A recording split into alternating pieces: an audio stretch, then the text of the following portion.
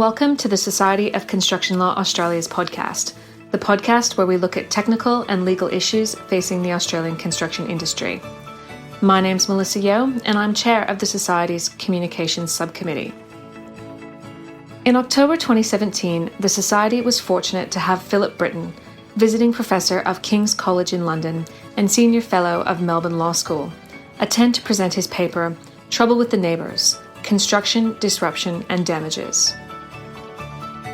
The events, which took place at venues around Australia and which were kindly hosted by a variety of generous sponsors, drew many industry professionals who gathered to hear Philip's insights into this issue.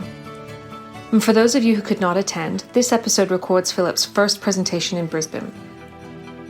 Be sure to subscribe to the Society of Construction Law Australia's podcast to be alerted when new episodes are available. We look forward to sharing further podcasts with you. I'm Melissa Yeo. Thanks for joining us.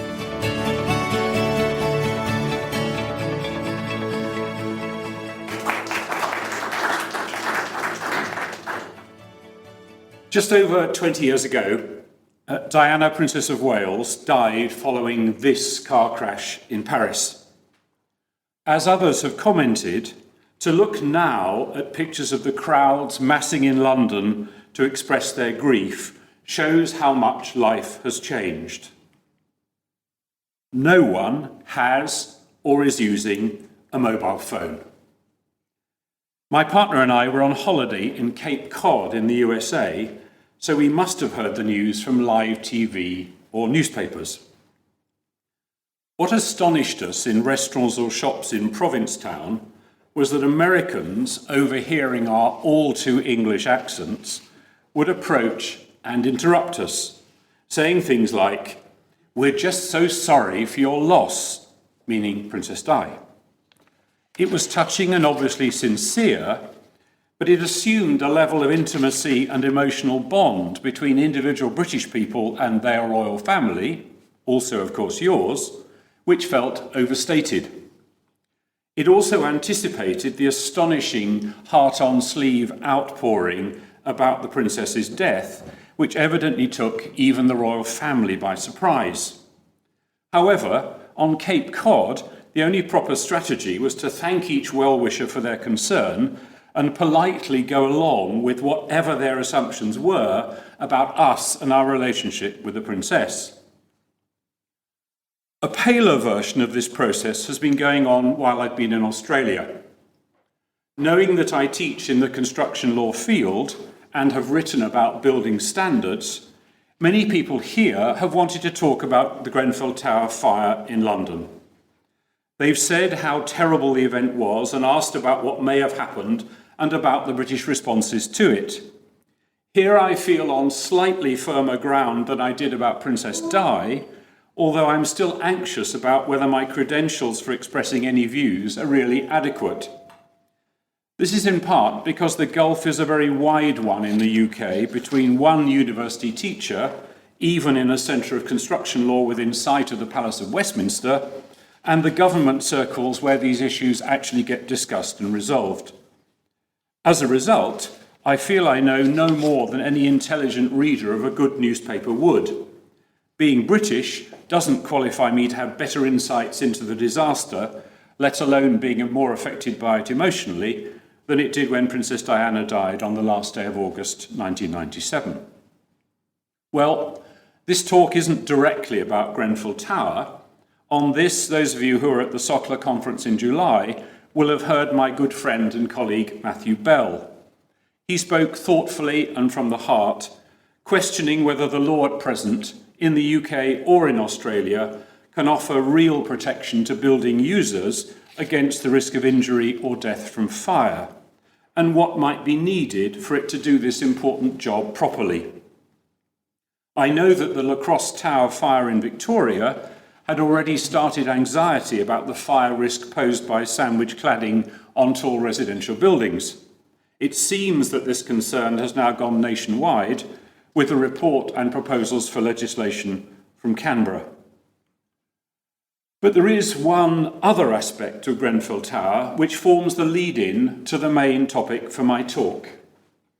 It's to remind you that its occupants, now its victims mostly, were periodic tenants, paying rent monthly to the local authority, the Royal Borough of Kensington and Chelsea, their landlord and the freeholder of the whole block. So the whole building was public sector housing for people of modest income, with most of their rent in fact paid for out of general taxation via social security, housing benefit. In landlord terms, each tenant had a legal estate in their flat, but this was an asset which in effect had no capital value. There was nothing they could sell, sublet, mortgage, or transfer to anybody else, though they could acquire a long lease at a discount, which some occupants had already done. Their rent was variable upwards in line with directions from central government to all local authorities. However, unlike almost all private sector residential tenants in England and Wales, most of those at Grenfell Tower had security of tenure for life, transmissible on their death to a family member. Unlike in a strata title or comparable system here down under, public sector tenants have no real say as a matter of law in the management of what we lawyers call the common property, including the exterior and structure of the block and all the shared services running to and from each flat. It's unsurprising in this context that the borough as landlord must be in the firing line as primarily responsible in law, not just civilly but perhaps also criminally, for dangers to the residents' safety which derive from the state of the building. Those familiar with the evolution of the law of tort can see how easy it would be to argue that the tenants were in law the neighbours of their landlord in order to impose a duty of care. Of course, the borough, or rather its insurers, may in the end shift some of this responsibility or liability to those who had the job of specifying, installing, or failing to inspect the cladding, or more generally, were responsible for fire safety in all its aspects. This also brings in the third-party tenant management organisation, a commercial operator from the private sector, which manages Kensington and Chelsea's public housing portfolio day to day, almost 10,000 dwellings, or rather did, until the borough ended its contract last week. Did installing that particular form of cladding on the tower in 2016, the form of cladding now, as I'm sure you know, withdrawn from the UK market, comply in its particular form, particular form as part of the exterior system of the building with our building regulations, the equivalent of the building code here? The dramatic results of post-Grenfell fire testing on examples of the cladding have fueled, almost literally, a view that the type of cladding was the real problem. But this may be a form of convenient technical scapegoating. However, the review of fire protection legislation, which is going on now, may conclude that our mandatory standards are not demanding or precise enough, and the wider public inquiry on the fire and its aftermath is already underway. When a fridge freezer caught fire on level 4, the photos show clearly what happened up the exterior of the building, just like in the Lacrosse building in Melbourne. The usual design approach to fire protection in units within a tower, stay in your flat, it's designed to keep you safe there long enough for someone to rescue you, was fatally wrong. And the inadequacy of the single stairway, combined with no sprinkling system, meant that there was no safe escape route. It seems as if many of those who died were killed by the toxic smoke created by the polystyrene foam core of the cladding sandwich as much as the fire itself. There's a parallel with modern aircraft, which use lightweight plastic materials in the cabin to save weight, creating just the same smoke danger as at Grenfell Tower. However, certification of aircraft types requires proof that the whole aircraft can be evacuated in about 90 seconds with multiple exits, inflatable slides, and so on. In addition, the single point responsibility of the aircraft manufacturer makes it far easier to check which planes have which plastic in which bits of the cabin than it has been now retrospectively to try and inspect high-rise buildings all across the UK for particular types of cladding.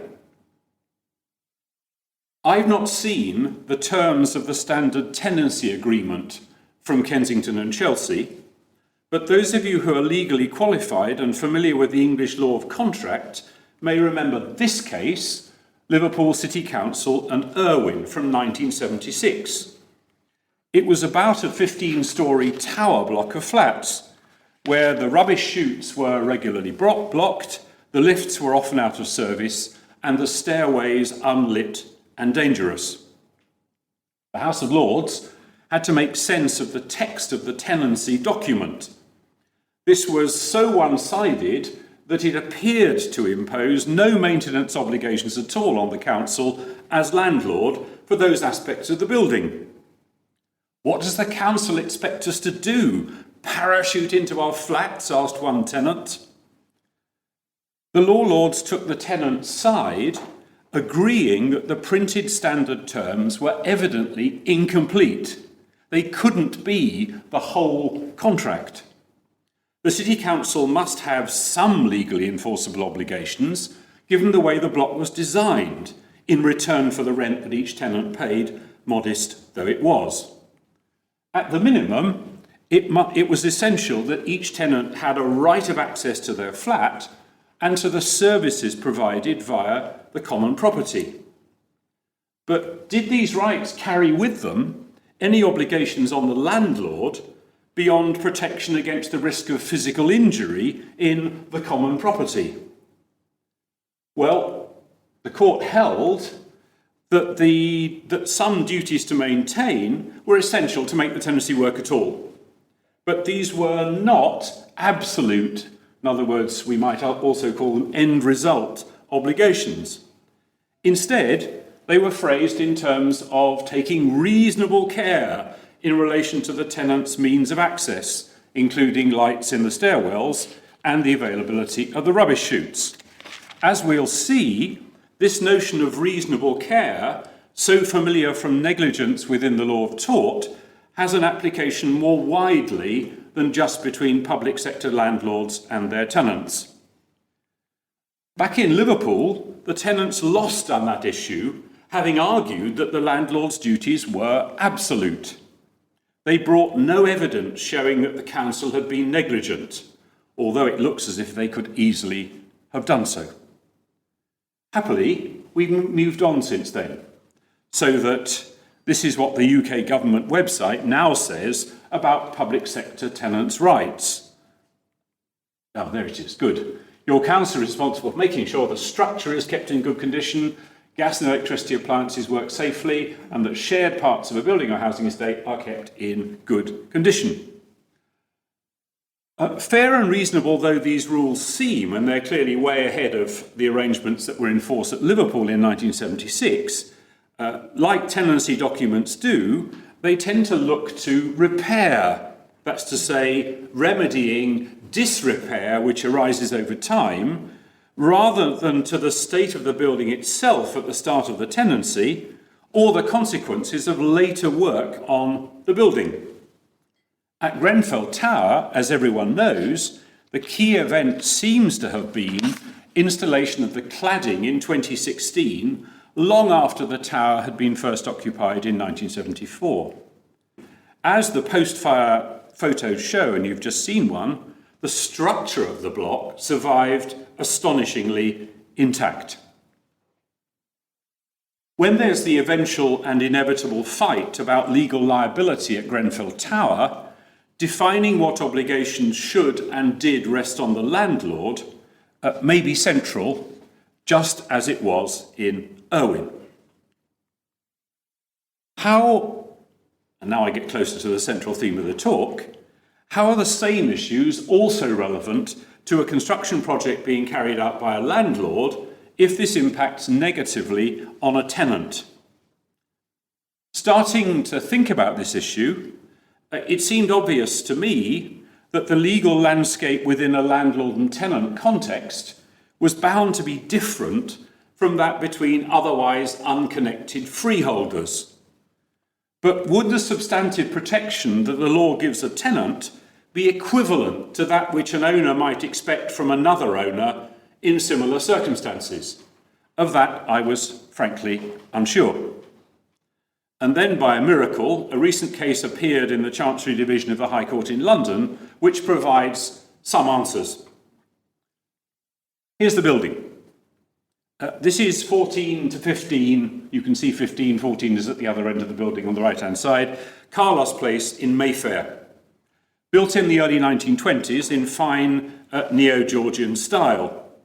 Our claimant, plaintiff if you prefer, has a tenancy of the ground floor of the left-hand side of the building seen from here, plus the basement. His tenancy is for 20 years, and we're about 5 years in when the problem starts, and he's called Timothy Taylor. He has a commercial art gallery, upmarket, modern art, with an impressive, serious and pricey stable of artists. Above the gallery, there are several floors of flats. By 2012, they're all empty because the landlord the overall landlord of the building, that is, has a plan to remodel, refurbish and let out new flats to the sort of person who can afford or thinks they deserve an address as smart as this. Mayfair House, and you can see Carlos Place curving in the bottom right-hand corner of the slide. Mayfair House is close to the west end of Oxford Street, Grosvenor Square, and only steps away, and you can see it marked on the Google Maps there, the Connaught Hotel, 5 stars, in effect next door. And the Connaught has a restaurant with 2 Michelin stars, so it's a place of serious gastronomy. The house itself, in Carlos Place, is on the edge and was once part of the Grosvenor estate. This still includes an astonishing 120 hectares of prime real estate in Mayfair and Belgravia, owned by the Duke of Westminster. Here's a photo taken in 1988 of the current Duke. He is now, that's to say this year, the 3rd richest person in the UK and the world's richest person under 30. When work starts on Mayfair House, above Mr. Taylor's gallery, he's immediately unhappy about 2 aspects of its impact on his business. The first is construction noise during the working day. No fun for him and his staff, but also off-putting for casual visitors to the gallery. His second complaint is that the gallery has become less visible to passers-by. This is because there's scaffolding up the whole facade. Here's a sequence of photographs taken while the work was ongoing. As you can more or less see from this shot, which is looking south, so that the Connaught Hotel is just sort of behind the scaffolding there, and we're looking south and the road curves. A pedestrian can still get to the gallery, which is at the other end here. It's got a sign, so we know it's there, but has to navigate this sort of tunnel of timber hoardings. These enclose the space between 2 parallel sets of scaffolding along the front of the building, one right against the facade and the other, which is the one you can see here, on the edge of the pavement. The scaffolding goes the full width and height of the building and is draped with plastic sheeting, which you can just about see here. What our London satirical weekly Private Eye would call full and frank discussions take place between Mr. Taylor and the landlord. These lead nowhere, and in 2015 the tenant starts legal proceedings. The scale of the litigation risk to both sides still fails to knock heads together.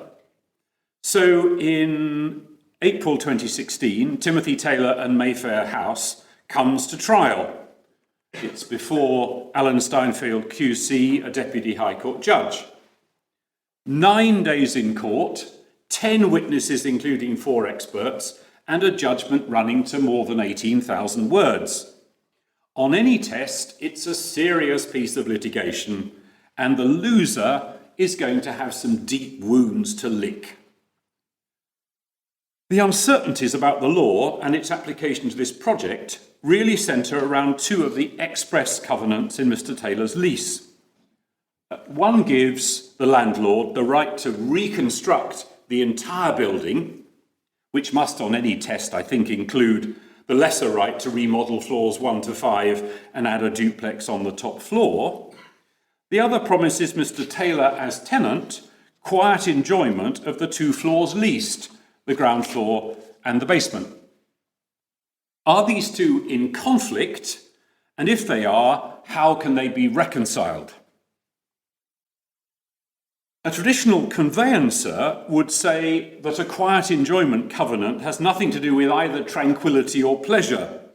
It's just a conventional way of saying that the landlord and those claiming under him or her must respect the tenancy and the tenant's right of occupation which derives from it. The judges in Irwin, the case about the tower block I mentioned earlier, all accepted that the local authority owed each tenant such a covenant, but this wasn't enough to resolve the issues about access to each flat. However, there's case law on which Mr. Taylor's counsel relies, which suggests that this understates the protection that such a covenant gives. The speeches in the House of Lords in the London Borough of Southwark and Mills in the late 1990s make an important point. Where premises are let for a specific purpose, in our case running a retail business, the landlord must do nothing which undermines the tenant's ability to carry out that purpose. This is sometimes expressed in a different way, that the landlord may not, or rather must not, derogate from his or her grant. This is, in my view, no more than smart lawyers' language for don't give with one hand and take back with the other. But the scope of this no derogation obligation, implied by law into every tenancy, it seems, overlaps with the express quiet enjoyment covenant in our Mayfair House case. Moving one step forward then, our gallery owner is able to point to cases following Mills. In them, a landlord of a block undertakes work in order to implement a duty to repair. Along the way, he causes noise, dust and disruption to one of the tenants. The tenant could rely on these 2 covenants, linked covenants we should call them, to stop the work as planned, and could require the landlord to rethink the project so as to cause less disruption. So we're not talking about a black and white situation. Just as John suggested in the introduction, the law's aim is in some way to reconcile the landlord carrying out his or her obligations with the tenant's expectation that he can run his business without serious interruption. So it's very close, it seems to me, to the balancing act the law of nuisance tries to maintain between one owner's right to build on plot A and its impact in noise and loss of amenity on the owner of plot B alongside. The real test is, and you can hear a direct echo of Irwin, has the landlord taken reasonable precautions to minimise the impact of the work on the tenant? The word reasonable is, of course, the giveaway. It's not an unqualified or absolute obligation, so what's necessary or sufficient in each case will be highly fact-specific, so can't easily be predicted in advance. What's the application of these principles to the Mayfair House situation? It could have been a key difference that the landlord didn't have to build on top of the gallery. It wasn't a duty to repair situation, but the exercise of a right in the lease. Did that make any difference? The judge pointed out that in a duty to repair case, the tenant gets some benefit from the landlord carrying out work under the lease. But where the landlord is choosing to remodel other parts of the building, our tenant may get nothing. The project will simply allow the landlord to make an enhanced profit. In that sense, a tenant like Mr. Taylor may be in a stronger position to complain of disruption, but the judgment doesn't really explore this distinction very far. That's largely because, the point already on the screen, Judge Steinfeld held that the landlord at Mayfair House had not taken adequate precautions to minimise the project's impact on the gallery, so liability was established. There were some evidential disputes which had to be resolved along the way. How much did Mr. Taylor know about the remodelling project before it started? This goes, no surprise, to the rent payable. For this already had, if this had already factored in the negative impact of the landlord's planned project above the gallery, the tenant could hardly also expect remedies from the court. The landlord argued that Mr. Taylor knew when he took the tenancy in 2007 that there was a plan to do work on the building's upper floors, and that this was reinforced in the to and fro negotiations at the first 5-yearly rent review in 2012. The judge was unconvinced that at either stage Mr. Taylor knew enough detail about the project to have lost his right to complain about its negative impact on his business. Anyway, the rent went up by 1/3 at the first rent review, so that argument carried very little weight. Now then, to remedies. As you've heard, the extent of the landlord's obligation was to take reasonable measures. The tenant didn't and couldn't argue that the landlord had no right to build at all above the gallery. Nor did Mr. Taylor ask for an injunction to stop the project completely midway. But he did ask for the court to direct, if liability was established, how the rest of the project should be managed in order to reduce its impact to a tolerable level. The judge, oh, that's very strange. Things are coming in an odd order. Forgive me. That should be the next one, and there it is. The judge, in effect, rubber-stamped a deal offered by the landlord about how noisy work above would be managed into the future. The judge agreed that the scaffolding wrapping the building did have a disproportionate effect on the gallery. This conclusion was easy to reach, as the original design for the scaffolding would have been much less massive. But he was unwilling to make an order requiring the scaffolding to be removed, redesigned, and re-erected. This would be, he thought, too great an interference with a project which was, or so he was told, already 2/3 complete. This conclusion therefore led to consideration of damages for what and how assessed. Mr. Taylor's initial claim included actual loss of income from reduced business in the gallery. The impact on sales had been less, he argued, because the gallery was less visible from the street. But the figures, unfortunately, since the project started, didn't back this up. His sales had actually gone up, they'd actually increased, so that went nowhere. It wasn't the end of the story, however. To interfere with quiet enjoyment is to interfere with the intangible benefits a tenant can expect. So, just like the tort of private nuisance between freeholders, landlord and tenant law protects amenity and offers remedies for unjustifiable and significant diminution of this. This means, of course, putting a figure on something inherently not directly quantifiable, but the court had chartered surveyors numerously on hand as expert witnesses, suggesting a wide range of possibilities. The judge opted for damages defined as 10% of the current payable rent back to the start of the project and forwards as long as it continued, which meant, in fact, into 2017. Some comments then on the significance of the case and its lessons for the future. For the case to have got to court at all, used the scale of resources which it did, and racked up the legal costs on each side, a total of over £1 million, we must conclude that both parties were confident, or were advised that they should be confident, not quite the same thing, that their view of the law was correct.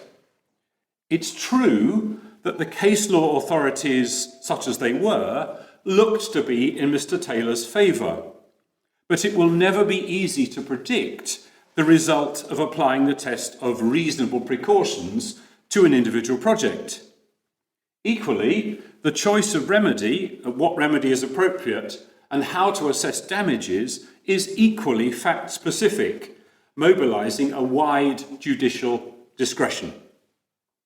As always, it's much riskier to be a claimant or plaintiff than a defendant, so Mr. Taylor's determination, if that's what it was, to go all the way to trial, was significant in giving us the benefit of the ultimate judgment, which the losing landlord didn't appeal. The result is, of course, infinitely more costly to the landlord than if he had, as the tenant asked, granted a rent reduction at an early stage in the project. How could such a negotiated and amicable outcome have been made more likely? Perhaps if the lease made ADR possible or mandatory for such a dispute. We can't be sure, but such provisions look like sensible inclusions in a lease, although rare in practice, at least in my experience. They might reduce the risk of the parties falling out big time, with implications for their ongoing relationship. We know that the court itself would have attempted to bang the parties' heads together during pre-trial, but that evidently led nowhere, although by what precise stages the law report doesn't record. The judge clearly thought that a rent reduction would have been a sensible way of deflecting the gallery owner's unhappiness. This was increased when Mr. Taylor learnt that the landlord had paid the owner of the gallery next door £50,000 for a licence to use its airspace alone, notice, for part of the scaffolding for the work at Mayfair House. Here's a photograph of the scaffolding protruding into the airspace above the building of number 13 next door. Our building's on the left, and this is a rather strange single-storey building. It was once a squash court for one of the big houses in Grosvenor Square behind. Mentioning airspace may remind some of you of a high-profile dispute about a tower crane in Melbourne, reported in July of this year. The Jannies from Elwood, south of St Kilda, were living next to a construction site, a 3-storey apartment block going up next door. This is a rather wide-angle picture of their home and the crane in question from the Age newspaper. The developer approached them and told the Jannies a number of things about his plans for the project. He said, we shall include a tower crane, it won't carry loads over your property, but the jib will oversail your home and needs to be free to swing with the wind when it's not in use. The Jannies in return said, well, we're anxious about the safety risks posed by the crane and about its impact on the amenity of living while the project is going on. Would you be kind enough to pay for us to move out temporarily? This the developer initially refused, saying, no doubt accurately, that not to use the planned crane would extend the duration of the project. He then went ahead and installed the crane anyway. So, next step, obvious, you might think. Jannies threaten legal action if the crane is not removed. The developers offer them $3,000 as a one-off payment for a licence to oversail, which at that point they're starting to get rather good legal advice, and of course they say no. They start legal proceedings, and the developer then ups his game a bit, offering to pay for the whole family to move out, cash limited at $20,000. The family, getting into the spirit of all of this, then make a counter-offer of $106,500, which would buy the developer a licence to oversail, but limited to business hours, which of course technically would do him no good at all, because the weather veining that's essential with a tower crane is by definition outside business hours. So understandably, he said no to all that. And interestingly, all of this to and fro is of course reported publicly in the law report of the case itself. So it's not special knowledge that's all recorded, as it were. And interestingly, as a consequence, the judge, Justice Reardon, says a number of things. He says the law is on their side. He reaffirms the principle that a party whose crane jib is left free at night to oversail from a construction site next door does commit the tort of trespass, which any law student could have told them, you think. That's true even if the incursion has no actual impact and may realistically threaten no damage or injury. And a prohibitory, meaning a negative injunction, is the primary, or put another way around, prima facie remedy, backed, of course, by the serious sanctions of contempt of court. So the Jannies hadn't disentitled themselves from getting an injunction by refusing to accept any of the developer's offers. The developer had, the judge said, behaved very high-handedly by going ahead knowing that they objected. The developer thus took the risk that their conduct would turn out to be unlawful. So it lost the chance of asking for an award of damages instead of an injunction. So no surprise in a way, once you've seen those intervening steps, the plaintiffs get their injunction and costs on an indemnity basis. As with many other construction cases where a neighbour dispute ends with an injunction, we can only guess where the extra cost of completing the project without the original crane, above all the delay to completion, will end up, perhaps passed on to the eventual buyers of units in the building. However, a visit to Elwood last week showed that work was continuing on the new apartments. It also showed that a different crane was now in use. Now, you can see very clearly, no longer a tower crane, but a crane with an angled, luffing jib. Neither the main jib nor the much shorter horizontal counter jib oversails the Jannies' home at all. But the case is a real warning to developers and builders using cranes on restricted sites. Negotiate a licence with the neighbours unless, not the case in Victoria, the local law empowers them to ask the court to sanction a short-term easement as part of the necessary access for the project. Back finally to London and Timothy Taylor and Mayfair House. The case clearly illustrates the force of a landlord's express quiet enjoyment covenant in a lease, implied by law anyway, together with a no derogation from grant covenant. Together they give a tenant a degree of protection against disruption from the landlord's project, whether this arises out of a duty to repair or a right to build. It's not absolute, as it requires reasonable precautions on the landlord's part only, but the landlord appears to retain liability for all members of his or her project team, even where he or she may have imposed specific instructions on the project manager or main contractor to protect the tenant's interests in the design and/or execution of the project. I should come clean at this point that I had a subsidiary reason for exploring Timothy Taylor and Mayfair House to write about it as an entry for last year's Society of Construction Law Essay Prize in the UK. Success in that competition meant that what had meanwhile become a longer paper was then published by the SCL in London and is downloadable from its website. You can get access to all of these published papers if you're a SoCLA member by logging on to the SCL International website, which is in some way different. But give me a business card with your email address and I'll happily send you a copy of the paper if you're interested. And the paper, in fact, includes more Australasian material than the published London version. We return finally to the starting point. Was the case worth exploring and writing about? My hunch was correct that cases about disruption from construction between tenant and landlord do get resolved in a legal landscape which is different from that between freeholders. But the law's wish to reconcile the competing interests of claimant and defendant is very close to the process which goes on between freeholders in a nuisance claim, where one landowner claims against another. The choice between remedies is also very similar. What's different, by contrast, is that in a landlord and tenant case, there's rent, which can act as the benchmark against which to measure loss of amenity via an award of damages. And what the tenant knew or didn't know about a planned project by the landlord is legally significant in ways no equivalent negotiations between freeholders are likely to be.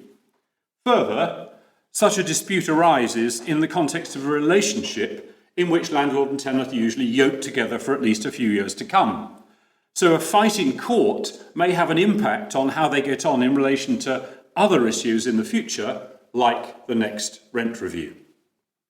The happy ending, if it is one, at a Mayfair house, is that the scaffolding was all gone earlier this year, and when I last walked past in February, work on the newly remodelled flats above the gallery was at the fit-out stage, so the noise problem was also over. All very different from the end of 2016, when, wearing my mystery shopper hat, I visited the gallery to have a look at the current exhibition. I asked the person on the desk how they were getting on with the noise from above. Her wrinkled nose told all. What finally of the relevance of this case and its issues to jurisdictions in Australasia? The underlying common law principles are, of course, almost completely shared between our legal systems. However, many of the issues within landlord and tenant law, which in England and Wales are still left to the judges via case law, are regulated down under by statute.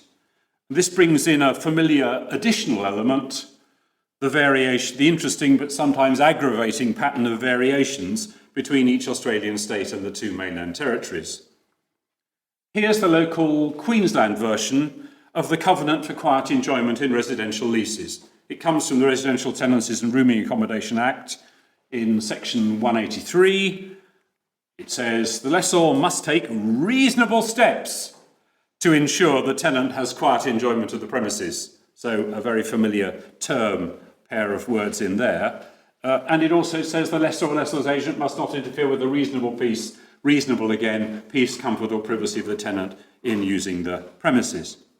You can see how closely this echoes the principles of law the judge laid down in the Mayfair House case. Mr. Taylor in London would also have been significantly helped if he'd been able to rely upon the Queensland compensation rules. Here's what the tenant of a retail unit can expect for disruption by or for the landlord. Extracts from the Retail Shop Leases Act 1994, section 43.